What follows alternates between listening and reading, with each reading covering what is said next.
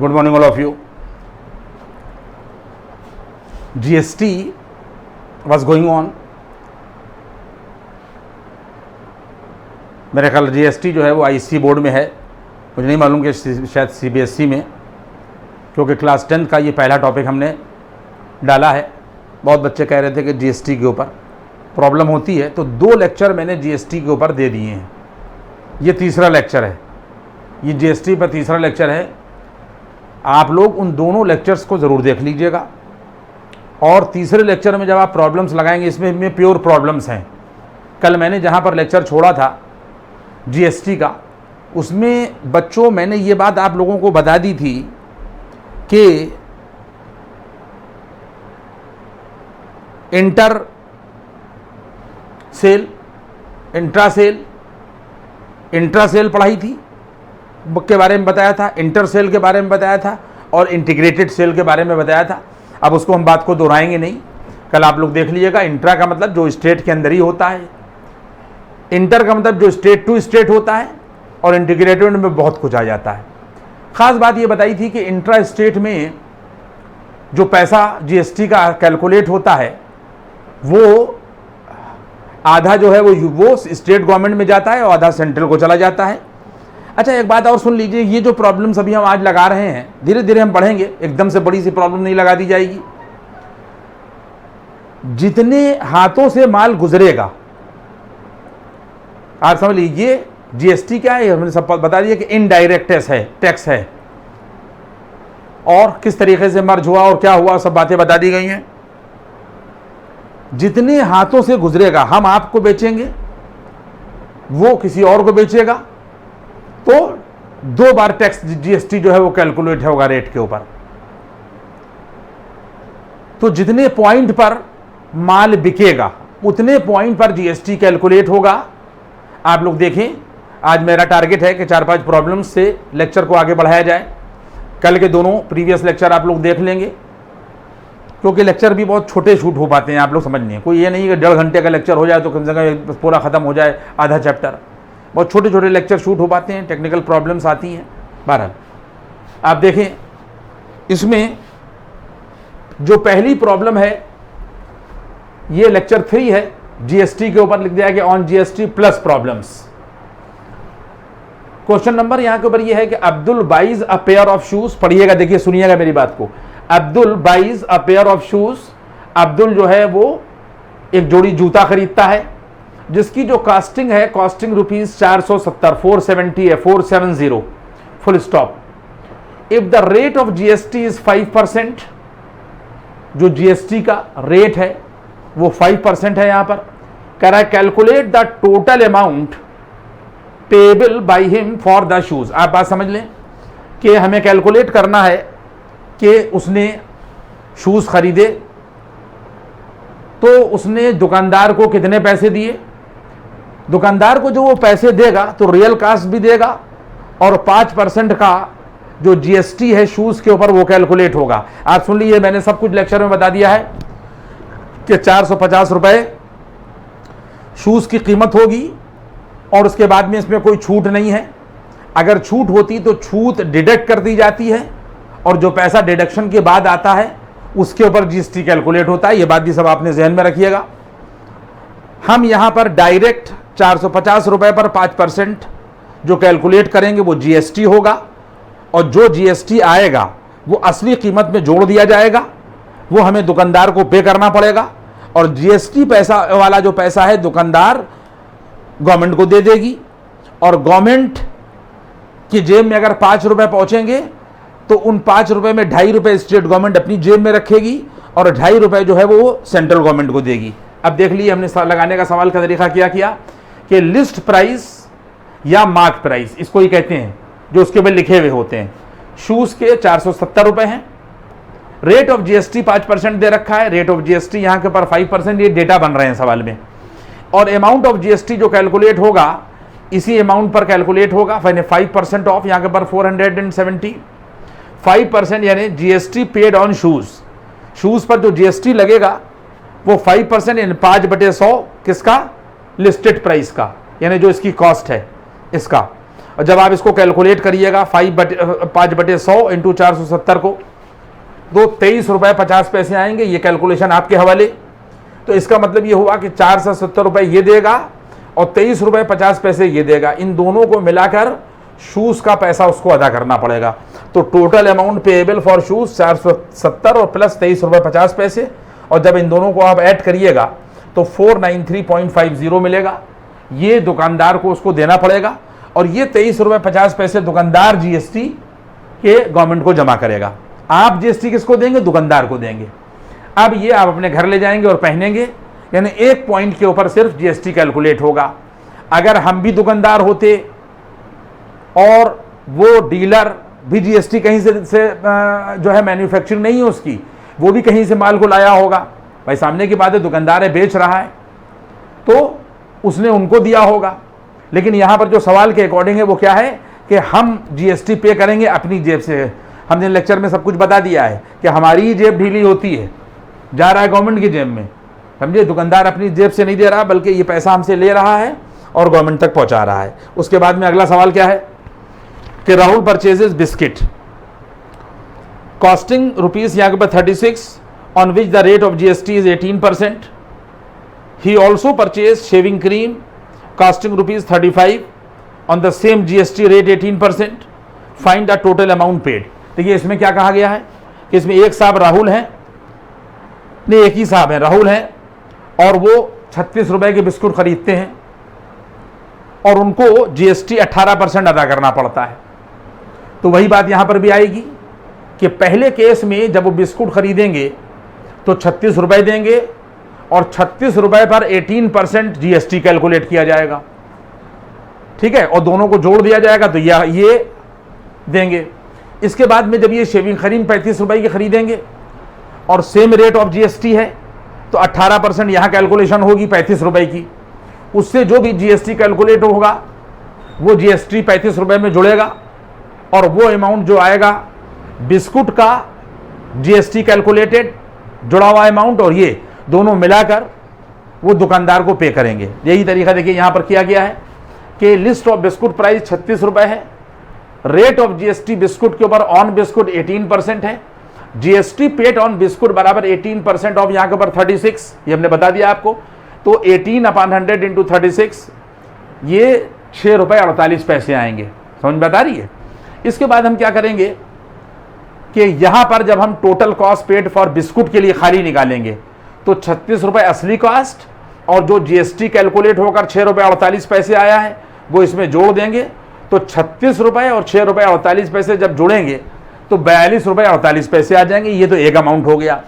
दूसरा फिर यहाँ के पास सिमिलरली जब ये शेविंग क्रीम खरीदने जाएंगे, आप देख लें, जब ये शेविंग क्रीम खरीदने के लिए जाएंगे तो 18% जो है वो यहाँ के ऊपर 35 रुपए का, 35 रुपए की शेविंग क्रीम खरीद रहे हैं तो 18% ऑफ 35 ये जीएसटी कैलकुलेट किया जाएगा। 18/100 इंटू 35 ये 6 रुपए 30 पैसे आएंगे और फिर ये शेविंग क्रीम का पैसा 35 रुपए और प्लस ये 6 रुपए 30 पैसे ये मिलाकर अदा करेंगे 41 रुपए 30 पैसे। इसके बाद में 41 रुपए 30 पैसे दुकानदार को ये देंगे जिसके अंदर जीएसटी जुड़ा हुआ है। 42 रुपए 48 पैसे ये बिस्कुट के देंगे जिसमें 6 रुपए 48 पैसे जो है वो जीएसटी का जुड़ा हुआ है। ये वाला अमाउंट और ये वाले अमाउंट को देखिए हम दोनों को जोड़ देंगे तो टोटल अमाउंट इनकी जेब से जो जाएगा जीएसटी इसके अंदर जुड़ा हुआ है 83 रुपए 78 पैसे। ये आपकी बात समझ में आ गई होगी। इसके बाद में क्वेश्चन नंबर 3 है और वो हमने लिख दिया है, क्या है वो कि the sales price of a washing machine. देखिए कह रहा है कि ये देखिए दोनों में फर्क होता है। एक होता है यहां के ऊपर सेल्स और एक होता है लिस्टेड।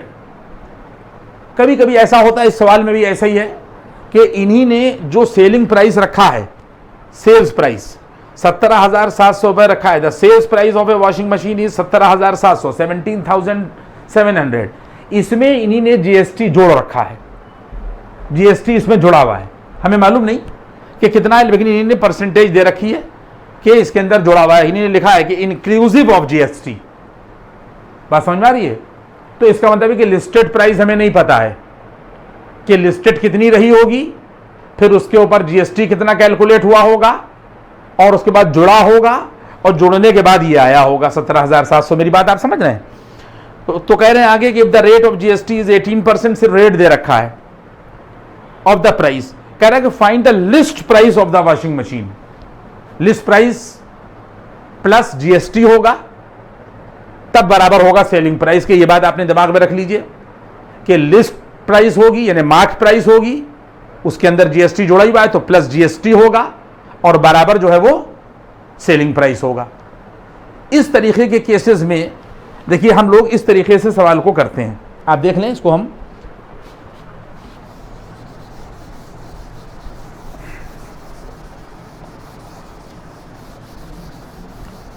पूछा ये गया है, देखिए पूछा जो गया है वो ये गया है कि find the list price of the washing machine. List price हमको निकालना है, हमें पता नहीं है, बाकी कुछ चीजें पता है। तो हमने लिस्ट प्राइस को यहां के पर मान लिया कि रुपीज एक्स। क्या मान लिया हम लोगों ने? यहां के पर मान लिया कि rupees x, list price of washing machine बराबर रुपीज एक्स, ये हमने मान लिया। निकालना है ना, तो हम लोगों ने मान लिया यहां के पर list price of washing machine, ये वॉशिंग मशीन शॉर्ट में लिख दिया है, बराबर रुपीज यहां के पर एक्स। क्लियर हुई बात? ये इसके बाद में जीएसटी 18% चार्ज किया जा रहा है। सवाल कह रहा है कि जीएसटी जो दिया हुआ है, जीएसटी चार्ज्ड, सवाल में दिया गया है कि if the rate of GST 18% of the price, तो रेट ऑफ जीएसटी यहां के ऊपर जीएसटी चार्ज बराबर, जीएसटी किसके ऊपर चार्ज किया जाता है? पहले वाले सवाल में मैंने क्या बताया? लिस्ट प्राइस के ऊपर चार्ज किया जाता है। इसका मतलब ये हो जाएगा 18% ऑफ यहां के ऊपर एक्स, बराबर ये वैल्यू आ जाएगी 18/100 और इंटू यहां के ऊपर एक्स, यानी 18x और अपान यहां के ऊपर 100, इतने रुपए आ गए। क्या आ गया? इतने रुपए। क्लियर हुई बात? ये इसके बाद सवाल क्या कह रहा है कि the sales price of washing machine बराबर यहां के ऊपर 17,700। ये आपको पता है, अभी हमने आपको बता दिया कि जो सेल प्राइस होगी, सेलिंग प्राइस, यानी ये मैंने अभी आपको लेक्चर में भी बात बताई, इस सेलिंग प्राइस में जीएसटी भी जुड़ा हुआ होगा और लिस्ट प्राइस भी जुड़ी हुई होगी। इसका मतलब ये हो गया कि यहां के ऊपर आ जाएगा लिस्ट प्राइस। देखिए यहां के ऊपर में शॉर्ट में लिख दिया लिस्ट प्राइस, यानी मार्क प्राइस है, और प्लस जीएसटी। ये हमने अभी आपको लेक्चर में बताया कि जब हम किसी माल को बेचते हैं, और पहले के सवालों में भी हमने आपको बताया कि जब हम किसी माल को बेचेंगे तो जो प्राइस मार्क्ड होगी उसके ऊपर जीएसटी कैलकुलेट किया जाएगा, दोनों को जोड़ देंगे और कहेंगे भैया पैसा हमें दे दो, वो सेलिंग प्राइस हो जाएगा। तो सेल प्राइस जो है यहां के पर 17,700 बच्चों दे रखी है। देखो ये सेल प्राइस 17,700 दे रखी है। लिस्ट प्राइस जो है वो हम लोगों ने एक्स मान ली है, ये एक्स हो गई, और इसके बाद में जीएसटी हम लोगों ने जो दिया है कैलकुलेट करने के बाद 18x अपान यहां के पर 100 दिया, ये है। अब हम इसको कैलकुलेट करेंगे तो देखो 1700 यूं ही रखेंगे, 17,700 है, 17,700 है, सॉरी 17,700, 17,000 यहां के पर ये 700 है, ये हम लोगों ने सेलिंग प्राइस रखा। और जब हम इसको सॉल्व करेंगे तो ये वैल्यू आ जाएगी, देखिए 100x और प्लस 18x, ये आ जाएगा 118x अपान यहां के पर ये 100। क्या निकालना है हम लोगों को? कह रहा है कि फाइंड द लिस्ट प्राइस। क्या निकालना है? x की वैल्यू निकालना है। यहां तक बात पहुंच गई। अब इसके बाद में 17,700 बच्चों ये रखोगे, क्रॉस मल्टीप्लाई करोगे 100 आ जाएगा, अपान 118 और बराबर यहां के पर ये आ जाएगा x। यही निकालना था। तो जब तुम लोग इसको सॉल्व करोगे तो x बराबर कैलकुलेशन के बाद में आ जाएगा रुपीज, घर पे कर लोगे अब तुम लोग, ये यहां के पर आ जाएगा 15,000। इसका मतलब ये हो गया कि यहां के ऊपर 15,000 रुपीज जो है ये लिस्ट प्राइस आ गया। यही पूछा जा रहा था कि find the list price of the washing machine. अब इसी सवाल में अगर जीएसटी पूछा जा रहा होता तो हम लोग क्या करते कि सेलिंग प्राइस से 17,700 इस लिस्ट प्राइस को घटा देते, सब्ट्रैक्ट कर देते, माइनस कर देते, तो जो आंसर आता वो क्या होता? वो जीएसटी होता। तो ये 17,700 में से घटाने के बाद में जो रिजल्ट आएगा वो जीएसटी होगा और ये इसकी लिस्ट प्राइस होगी। अब इसके बाद में ये 3 सवाल हो गए। अब आप लोग यहां के ऊपर क्वेश्चन नंबर जो है वो 4 देखिए। क्वेश्चन नंबर 4 जो है ना, क्वेश्चन नंबर 4, 3 सवाल आपके यहां के ऊपर हो गया। भैया question number 4, a shopkeeper gives 10% discount. आप सवाल देखिए, language, a shopkeeper gives 10% discount on A refrigerator if the list price of the refrigerator is, यहाँ के ऊपर 15,000 और यहाँ के ऊपर 500। ये याद रखिएगा कि जो जीएसटी लगता है, इस पॉइंट को अपने दिमाग में रखिएगा, हमेशा डिस्काउंट घटा दी जाएगी और घटाने के बाद जो अमाउंट आएगा उस पर जीएसटी लगेगा। तो लिस्ट प्राइस यहाँ के ऊपर ये जो दे रखी है, the list price of the refrigerator is 15,500, 15,500, ये आ गया। इसके बाद में ये कह रहा है क्या शॉपकीपर गिव्स 10% डिस्काउंट। तो डिस्काउंट जो है वो 10% है। तो पहले हम लोग क्या करेंगे कि लिस्ट जो प्राइस है, अभी सेलिंग प्राइस हम नहीं निकालना है, जो लिस्ट प्राइस है इसके ऊपर हम लोग डिस्काउंट 10% निकालने के बाद में इसमें से वो घटा देंगे, इस लिस्ट प्राइस से इसको सब्ट्रैक्ट कर देंगे। तो कैलकुलेटेड डिस्काउंट जो होगी वो 10% ऑफ यहाँ के ऊपर दिस अमाउंट होगी। तो यहाँ के ऊपर आ जाएगा 10/100 और इंटू 15,500। जब हम इसको कैलकुलेट करेंगे तो जो पैसे आएंगे वो आ जाएंगे रुपए 1550। 10/100, 10% इस अमाउंट का कैलकुलेट कर लिया तो आ जाएगा 1550 रुपए। इसका मतलब ये हो गया कि डिस्काउंट के बाद, आफ्टर डिस्काउंट, प्राइस क्या हो जाएंगे, प्राइस आफ्टर डिस्काउंट। तो 15,500 में से ये जो डिस्काउंट उसने दी है वो हमने घटा दी। अब हमारे पास में 13,950 रुपए आए, ये सेलिंग प्राइस हुए, ठीक है। लेकिन अभी सेलिंग प्राइस नहीं होंगे, अब इस पर 18% जीएसटी कैलकुलेट किया जाएगा। सवाल में कहा गया है कि which a customer has to buying the refrigerator if the rate of GST is 18%। तो अब इस अमाउंट के ऊपर वो जीएसटी कैलकुलेट करेगा। तो जीएसटी अमाउंट क्या हो जाएगा, 18%। किसका, इसका। अब पीछे के सवालों में हमने बता दिया कि जब आप 18% इसका कैलकुलेट करिएगा तो 18/100 इंटू 13,950 कर दिएगा। तो जो अमाउंट आएगा वो आएगा 2,511। 18/100 इंटू 13,950, 13,950। तो ये 18% ये आ गया। अब हम लोग क्या करेंगे कि इस 13,950 में, यानी अब अमाउंट कस्टमर को क्या देना पड़ेगा, डिस्काउंट के बाद में ये पैसा और इस पैसे पर जीएसटी ये लग गया 18%, इन दोनों को जोड़ दिया जाएगा, इन दोनों को जोड़ दिया जाएगा।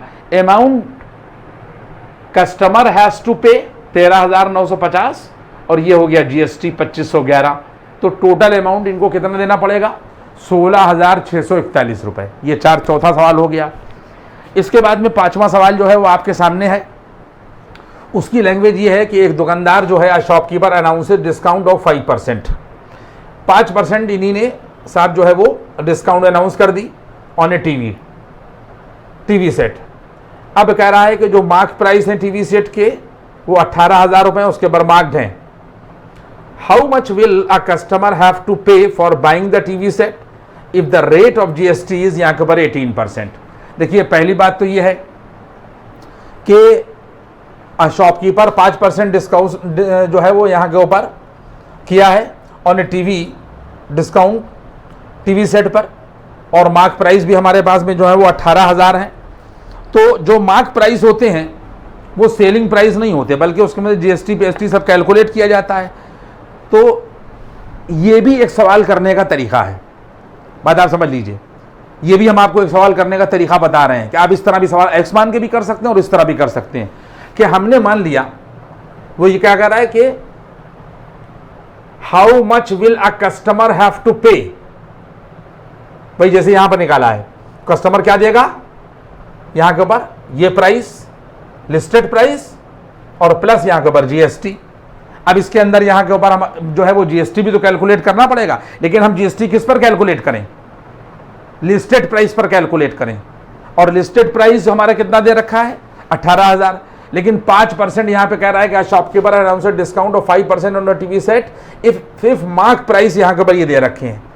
अब सुनिए मेरी बात को, अगर ये मान लिया जाए ये भी सवाल करने का तरीका है कि अगर देखिए 5% डिस्काउंट है, डिस्काउंट कितनी है 5%, यानी अगर कोई भी चीज 100 रुपए की है तो डिस्काउंट के बाद वो कितने की पड़ जाएगी 95 रुपए की। तो बात समझ में आ रही है। तो इसका मतलब क्या हो गया कि अगर हम लोग मार्क प्राइस 100 मानते हैं, मान लिया कि 100 रुपए किसी चीज की मार्क प्राइस है, और अगर डिस्काउंट जो है वो 5 रुपए दी जा रही, तो सीधी सीधी वाली बात है 5% अगर डिस्काउंट दी जा रही है तो सेलिंग प्राइस कितना बन जाएगा, 100 में से 5 रुपए घटा दिए जाएंगे 95 रुपए। ये सवाल करने का आपको यूनिटरी मेथड बता रहा हूं मैं, इस तरह भी आप सवाल कर सकते हैं। तो इसका मतलब यह है कि when mark price is ₹100 then selling price 95 रुपए। बात सही है नहीं सही है? अगर कोई चीज 100 रुपए की है और 5% डिस्काउंट है तो इसका मतलब सेलिंग प्राइस 95 रुपए बन जाएगा। तो जब मार्क प्राइस 100 रुपए है तो सेलिंग प्राइस 95 रुपए है। पॉइंट समझ में आ रहा है? अगर मार्क प्राइस 1 रुपया है यूनिटरी मेथड, तो सेलिंग प्राइस 95 हो जाएगा। तीसरी बात क्या हो जाएगी कि if mark price is ₹18,000, if mark price is ₹18,000, ये भी एक डिफरेंट तरीका सवाल का आपको बता रहे हैं unitary method. When mark price is ₹18,000, जब 18,000 हो जाए तो सेलिंग प्राइस कितनी हो जाएगी, यानी एक का हम लोग निकाल चुके, तो जो 95/100 लिखा हुआ था इसको हम लोग 18,000 से मल्टीप्लाई कर देंगे, इससे हम लोग मल्टीप्लाई कर देंगे। अब इसको हम लोग ऊपर लेके जाते हैं सवाल को।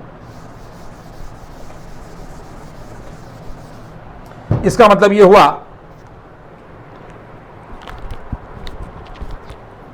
कि जब आप इसको देख लीजिए इस चीज को, कि जब आप इसको सॉल्व करेंगे, जो कैलकुलेशन अभी हमने आपको बताई, जब आप इस कैलकुलेशन को सॉल्व करेंगे, वो कैलकुलेशन क्या है कि 95/100, जब मार्क प्राइस 100 है तो सेलिंग प्राइस 95 ऊपर बता दिया हमने, ये भी तरीका यूनिटरी मेथड। अगर मार्क प्राइस 1 रुपया है तो सेलिंग प्राइस 95/100। अगर मार्क प्राइस 18,000 है तो सेलिंग प्राइस सिर्फ 95/100 को 18,000 से मल्टीप्लाई कर दीजिए, तो बराबर जो यहां के ऊपर ये आएगा, आप देखिए इसकी कैलकुलेशन हम ये लिख रहे हैं, तो यहां के ऊपर ये कैलकुलेशन आ जाएगी 17,100, ये आ जाएगी रुपीस, ये इसको यहां के ऊपर ये देखिएगा 17,000 और ये 100, ये आ गई।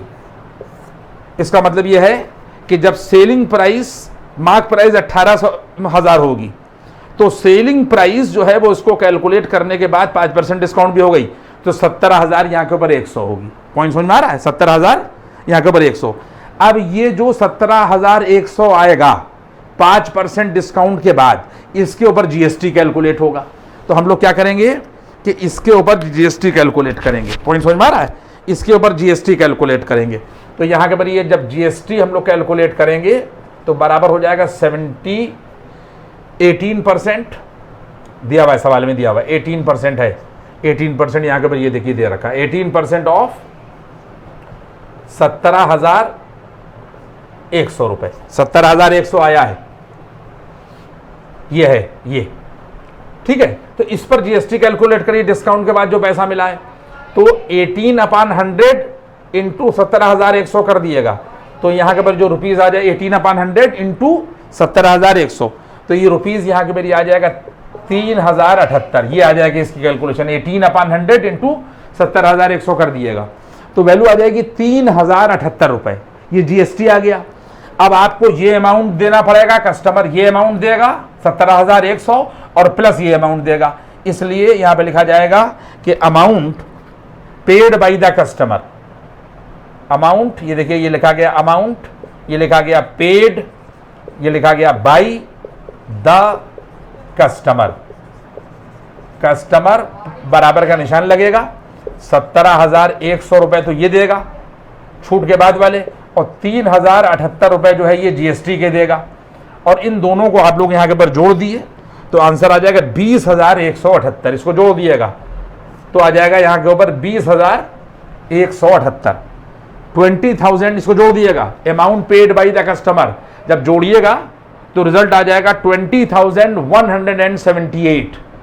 ये आपका आंसर होगा। सुन लीजिए, मैं लिख नहीं रहा हूं क्योंकि अब जगह नहीं है बोर्ड पे हमारे। जब इन दोनों को जोड़िएगा तो क्या आ जाएगा 20,178 rupees it will pay by the customer to the shopkeeper. इसमें जीएसटी कितना हो गया? 3078 रुपये। ये इनकी जेब में नहीं जाएगा, आपकी जेब से निकलेगा, गवर्नमेंट को जाएगा। यहां तक मैंने पढ़ा दिया आप लोगों को। मेरे ख्याल ये 5 सवाल हो गए, और इन 5 सवालों, ये तीसरा लेक्चर था। लेक्चर इसमें कई डालना पड़ेंगे। मैंने आपसे बताया कि बहुत बड़े बड़े लेक्चर नहीं हो पाते, 30-35 मिनट के होते हैं, और उसमें अपनी बात हम जो है वो आपको बताने की कोशिश करते हैं।